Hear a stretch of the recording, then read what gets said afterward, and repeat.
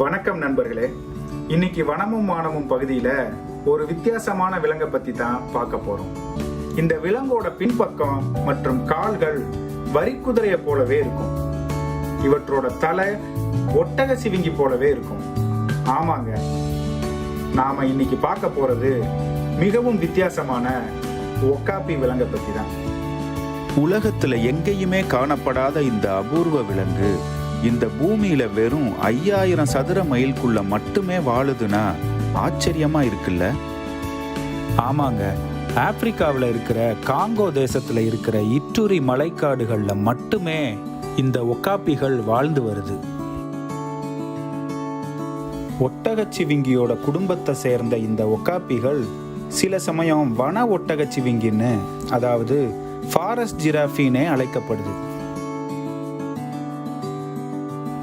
ஒட்டகச்சிவிங்கி மற்றும் வரிக்குதிரையுடைய கலவையா இருக்கிற இந்த விலங்கு 20ஆம் நூற்றாண்டுல தான் மேற்கத்திய உலகத்துக்கு தெரிய வந்துச்சு.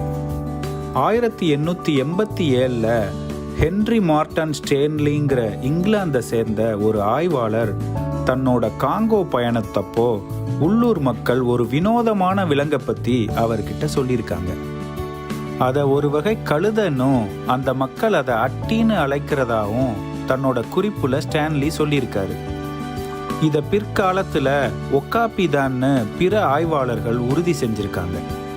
இத பத்தி ஸ்டான்லி பத்திரிகையில எழுதவுமே ஐரோப்பியர்களிடையே ஒரு விதமான பரபரப்பை கிளப்புனதோட இந்த விலங்கை அவங்க ஆப்பிரிக்காவின் யூனிகான்னு வர்ணிக்க ஆரம்பிச்சிட்டாங்க. இந்த வீடியோ பிடிச்சிருந்தா கீழே இருக்க லிங்கை கிளிக் பண்ணி இதனுடைய முழுமையான வீடியோவை பாருங்க. மறக்காம நம்ம சேனலுக்கு சப்ஸ்கிரைப் பண்ணி உங்களுடைய ஆதரவை கொடுங்க.